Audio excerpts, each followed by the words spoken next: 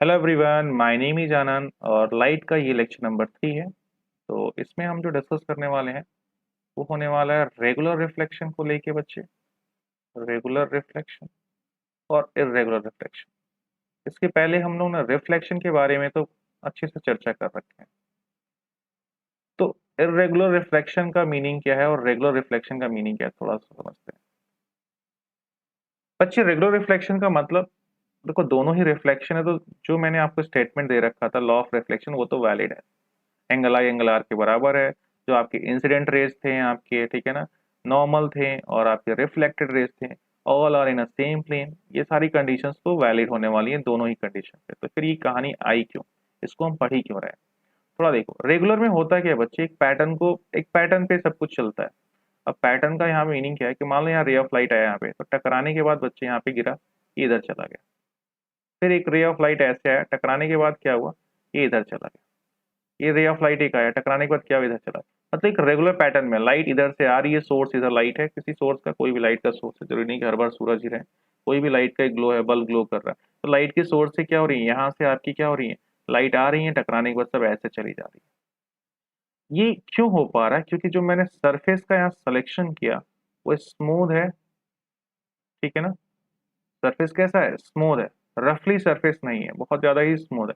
इस वजह से लाइट ऐसी आ रही है, ऐसे जा रही है। मतलब एक ही प्लेन में ये सारी कहानियां ऐसे चल रही हैं, कोई इधर उधर नहीं जा रहा है। इरेगुलर रिफ्लेक्शन की घटना में क्या होता है बच्चे, इरेगुलर रिफ्लेक्शन में हम थोड़ा सा सरफेस को कुछ इस तरह से ले लेंगे, ठीक है ना। ये वो ईसीजी वाला रिपोर्ट होता है ना, ऐसे ऐसे करके, ऐसे करके, ठीक है। ऐसे कैसे, ऐसे ऐसे बनता है ना, अब जैसे ही बनता है। तो ये कुछ वैसा ही दिख रहा है। कुछ हम सरफेस ले रहे हैं जो स्मूथ नहीं, मतलब रूखा है, शीशे को पटक के तोड़ दो, फिर अपने आप ही सरफेस रूखा हो जाएगा। नहीं, मैं ऐसा नहीं कहूंगा करने के लिए, उसके और भी अच्छे एग्जाम्पल्स हैं। पहले देख लेते हैं क्या होता है। कोई सोर्स ऑफ लाइट है, तो अब हो क्या रहा होगा, लाइट ऐसे मान लो सन की सोर्स, एक लाइट यहाँ आया, लॉ ऑफ रिफ्लेक्शन यहाँ फॉलो करेगा। यहाँ पे एक पर्टिकुलर पॉइंट पे क्या करेंगे, एक नॉर्मल ड्रॉ होगा, फिर ये ऐसे लाइट जाएंगी, ठीक है ना। ये इंसिडेंट थे, फिर ये आपके क्या हुए, रिफ्लेक्टेड रेज थे, एंगल आई एंगल आर के बराबर, वो तो चलेगा। बट इसमें प्रॉब्लम क्या है, ये इधर आया, मान लो यहाँ पे आने के बाद, टकराने के बाद ये इधर चला गया। कुछ लाइट यहाँ आई, यहाँ गिरने के बाद इधर गई। कुछ लाइट ऐसे आई तो ये इधर चली गई। मतलब ये देखो क्या हो रहा है, कुछ लाइट ऐसे गिर रही हैं तो इधर चली जा रही हैं, कुछ लाइट यहाँ गिरी तो ये ऐसे जा रही हैं। मतलब क्या हो रहा है, ये कोई पैटर्न वगैरह नहीं दिख रहा, पूरा रैंडमनेस है। लाइट चारों तरफ स्कैटर्ड हो जा रही है। यहाँ पे लाइट की क्या हो रही है, लाइट क्या हो रही है, स्कैटर्ड ऑल अराउंड, चारों तरफ ये घूम रही है। हालांकि यहाँ पे भी लॉ ऑफ रिफ्लेक्शन हो रहा है, बट कुछ इधर जा रहे हैं, कुछ इधर जा रहे हैं, ऐसे वैसे, मतलब चारों तरफ रैंडमनेस होता है। तो ऐसे वाले रिफ्लेक्शन को बच्चे हम लोग इरेगुलर रिफ्लेक्शन कहेंगे। और इस तरह से जब रिफ्लेक्शन होगा तो उसको रेगुलर रिफ्लेक्शन कहेंगे। पूरा ये लॉजिक इसके पीछे क्या छुपा हुआ है, तो इसके लॉजिक छुपा हुआ है प्लेन का, कि जिस सब्सटेंस जिस पे ये, जिस ऑब्जेक्ट पे ये रिफ्लेक्ट होने वाली है वो किस तरह का है। क्या वो रफली सरफेस वाला है या फिर स्मूथ सरफेस वाला है। स्मूथ वाले में रेगुलर, रफली वाले में इरेगुलर होते हैं, ठीक है ना। तो ये छोटा सा आपका डेफिनेशन था जो मुझे आपको समझाना था, जो कि वो आपको वाले वाली समझ में भी आ गया होगा। एक छोटा सा इसमें क्वेश्चन भी बन जाता है। क्वेश्चन क्या है, एक छोटा सा मैं क्वेश्चन डिस्कस करता हूँ। जो न्यूज़पेपर की हम बात करते हैं, न्यूज़पेपर आपने देखा था, देखा था क्या, देखे हो, ठीक है ना।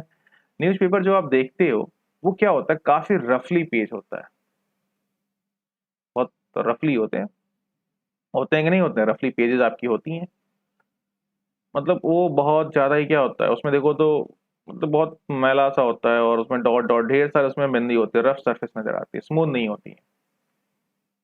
शीशे की तरह स्मूथ तो नहीं होती है ना, काफी रफली होता है। नॉर्मली तुम क्लासमेट की कॉपी उठा लो यार, काफी स्मूथ होती है, तो वैसा स्मूथ नहीं होता, बहुत ही रफ पेजेस होते हैं। ऐसा क्यों होता है? तो सबसे बड़ा फैक्टर तो कॉस्ट है, नो डाउट कि कॉस्ट फैक्टर है। जिस समय इंडस्ट्री न्यूज़पेपर छापने की सोच रही होगी, तो पहला यही कंडीशन होता है, कॉस्ट कितना है, महंगा तो नहीं पड़ रहा है। अब एक न्यूज़पेपर 15 रुपए को बेचना शुरू कर दे तो कौन ही खरीदेगा। जिस हिसाब से उसमें इंक्स वगैरह इस्तेमाल होते हैं, वो 20 25 30 रुपए चले जाएंगे। अगर अच्छे क्वालिटी का पेज हो जाएगा तो और महंगा ही जाएगा, 100 100 रुपए भी हो सकते हैं। तो कोई बाई ही नहीं करेगा। तो पहली तो इंडस्ट्री की चैलेंज है कॉस्ट। अब ये क्या ही पढ़ा रहे हैं सर, इकोनॉमिक्स थोड़ी ना मुझे पढ़ाना है यार, कॉस्ट फैक्टर वगैरह तो यहाँ पे डिस्कस कर रहे हैं। हम तो साइंस के स्टूडेंट हैं, साइंस पढ़ेंगे। तो चलो स्टार्ट करते हैं, रफली सरफेस का मीनिंग क्या है। दूसरा जो फैक्टर है जिसको मुझे समझाना है, वो समझाना है, उसका रीजन है इरेगुलर रिफ्लेक्शन होने का।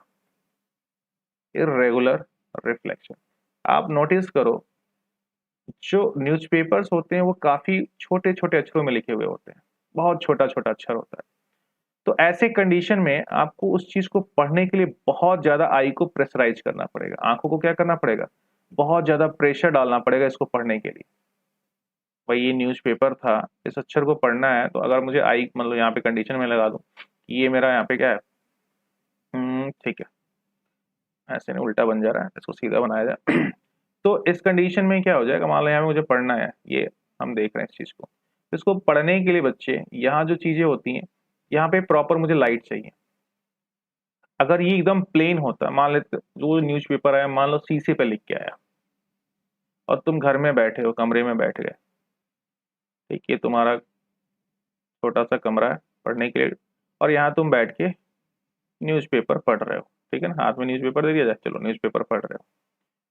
और तुम लाइट तुम्हारे घर की यहाँ पे बल्ब लगा हुआ है, इस वॉल पे क्या हुआ? बल्ब ग्लो कर रहा है, तो लाइट यहाँ से ऐसे आएगी, टकरा के ऐसे चली जाएगी, आएगी, टकरा के ऐसे चली जाएगी। मतलब लाइट ऐसे आई, ऐसे गई, लाइट आई, ऐसे गई। सारे लाइट इस डायरेक्शन में जा रहे हैं। तुम कहाँ हो? तुम तो यहाँ हो, तुम्हारी आँखें कहाँ हैं? यहाँ है। लो, ये तो हो गया कहानी। तुम्हारी आँखों तक कोई पहुँच रहा है? नहीं पहुँच रहा है। इक्का-दुक्का पहुँच जाते होंगे। कुछ लाइट्स चारों तरफ दीवार से टकरा के भी तो इस पे गिर रही होगी। कुछ सामने से आ रही होगी, तो सामने से आएगी तो आँखों पे पहुँच जाएगी। भाई कुछ लाइट क्या हो रही होगी? कुछ इस तरह से बना लो। कुछ लाइट क्या हो रही होगी? भाई ऐसे सामने से भी तो आ रही होगी, तो ऐसे आपके पास पहुँच जाएगी। बट जो लाइट इधर से आ रही थी, वो क्या होगी? वो तो सिंपली इस पे फॉल होगी, इधर जाएगी, फॉल होगी, इधर जाएगी, फॉल होगी, मतलब इस पे सरफेस पे गिरेगी, इधर चली जाएगी। मतलब वो तो अपना पैटर्न फॉलो करता रहेगा। इक्का-दुक्का मतलब 10, 20, 50, 100, 1000, लाख कुछ पहुँच जाएँगी, बट बाकी सब चीज़ें आप तक नहीं पहुँच रही हैं। मोस्टली रेज़ क्या हो रही है? ऐसे निकल जा रही है। तो ऐसे कंडीशन में जब रिफ्लेक्ट होके आपके आई तक ज़्यादा रेज़ पहुँच ही नहीं रही हैं, तो चीज़ों को पढ़ने में बहुत ज़्यादा तकलीफ होगा, बहुत ज़्यादा आपको प्रेशराइज़ करना पड़ेगा और छोटी-छोटी चीज़ों को पढ़ने के लिए। बट वही रफ होता, सरफेस कैसा होता? रफ होता, तो उस कंडीशन में अगर आपको पढ़ना है, तो होगा क्या? लाइट यहाँ गिरी, कुछ इधर चली जाएगी। मान लो घर के किसी भी कोने में हो और ये जो पेपर का न्यूज़पेपर रफली होगा, तो जब एक बार गिरेगा लाइट, तो लाइट इधर भी जा रही है, कुछ लाइट सामने से गिर के आपकी आँखों तक भी पहुँचेगी, कुछ इधर से इधर जा रही है, मतलब रैंडमनेस पूरा फैल गया इधर। लाइट का क्या हुआ? चारों तरफ इधर-उधर लाइट पूरा स्कैटर्ड हो गया। तो इस कंडीशन में क्या होगा? लाइट आपकी आँखों पे ज़्यादा पहुँच पा रही है। लाइट बहुत ज़्यादा कुछ इधर सामने से आया, इधर गया, कुछ इधर से गया, इधर गया, कुछ मतलब इधर से आ रहा है, इधर जा रहा है। तो ये लॉ ऑफ रिफ्लेक्शन को तो फ़ॉलो कर रहे हैं। जिस प्लेन से आया उसी प्लेन में रहेगा। हर रेज़ के लिए अपनी कहानी होगी। ये रेज़ इधर से आ रहा है, इधर जा रहा है, तो ये जिस प्लेन में जा रहा है, आ रहा है, उसके लिए नॉर्मल और इंसिडेंट रिफ्लेक्टेड एक प्लेन में होंगे।